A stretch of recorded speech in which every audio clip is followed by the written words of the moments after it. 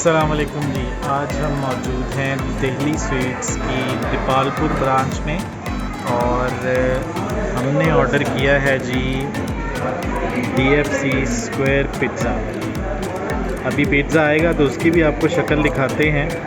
इससे पहले एक दफ़ा हम ट्राई कर चुके हैं और हम इसके फ़ैन हो गए हैं, तो इसलिए आज दोबारा ट्रैवल करके ना जी 30-40 किलोमीटर हम दोबारा यहाँ पहुँचे हैं स्पेशली वो पिज़्ज़ा खाने के लिए।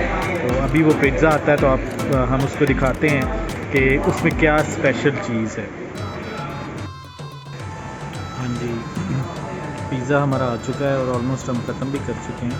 तो I just wanted to show कि इसमें स्पेशल क्या है। आप देख सकते हैं कि इसका क्रस्ट आपको नज़र आ रहा होगा। क्रस्ट बिल्कुल बारीक है इसका क्रस्ट, लेकिन उस पर टॉपिंग जो है वो बहुत एक्स्ट्रा हुई है। यही चीज़ स्पेशल है इसमें।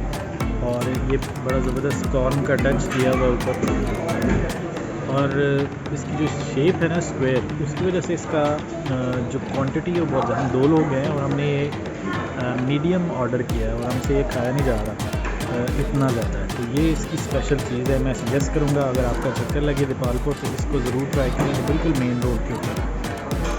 थैंक यू, और मेरे चैनल को सब्सक्राइब करें।